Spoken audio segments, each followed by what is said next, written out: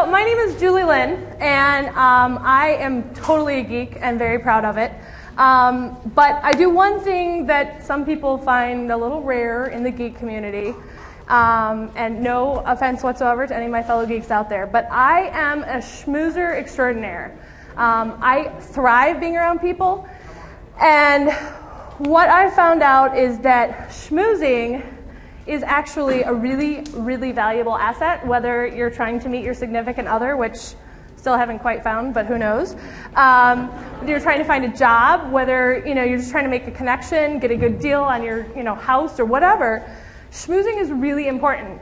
And I guess I'm just really good at it. So I wanted to share with you some of my experiences in schmoozing, and I've actually managed to grab some pretty great pictorial history through my schmoozing, and so I wanted to share that with you in helping you to become a great schmoozer too, and look good doing it. So with that. So a wise man once told me that schmoozing is actually discovering what you can do for someone else. Can you guys see over here? Can I move over here? And so this is something very important to remember. It's about what you can do for somebody else. I was at this place once, and what I learned is that schmoozing can actually be done in any situation, no matter how big. And that was kind of a big wall. I don't know if anybody remembers it. Or small. But schmoozing is really important because it gets you places and you are able to get things done. So schmoozing is good. It's one of my buddies, Martha.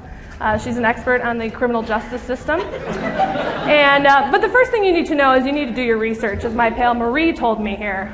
It's very important to do your research, know where you're going, who you're going to be talking to, what kinds of things are going on while you're there. You can never do enough research. You never know when something unique is going to help you. You always want to make sure to approach the situation well informed. So it's just like doing your research. You want to know who's going to be there, what types of things they're going to be discussing, and again, getting back to what you can do for somebody else. I would really recommend, as I found here, a very hot place, that you don't be afraid to insert yourself into new situations, because people admire that, and you're also going to stand out in a good way. The people are going to know that you took that chance. You do want to make sure to always dress appropriately, because you want to blend in. And sometimes it's dressing up, knowing the right people. Purple's a great color on me.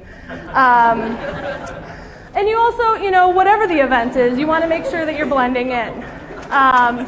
These are my good friends, and they actually let me borrow their gear for the day, but I found that it was good to blend in that day for many reasons, which I'm sure you could probably guess. You do want to make sure that you're being confident. People can tell when you're confident and when you're not. So shake hands, smile. Liz here is a great woman. Really like her a lot.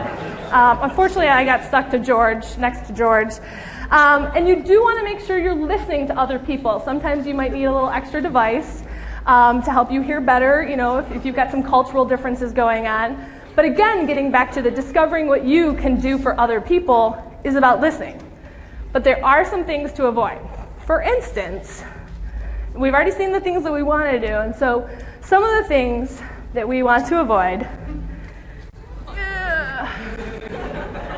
is awkward pauses in a conversation. You don't want to be cheesy or obnoxious. Don't be that guy.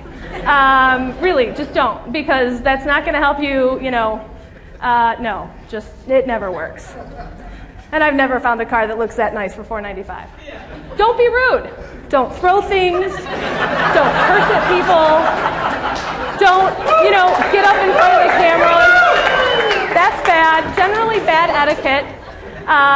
Photographers don't like it when you get up in front of the cameras either.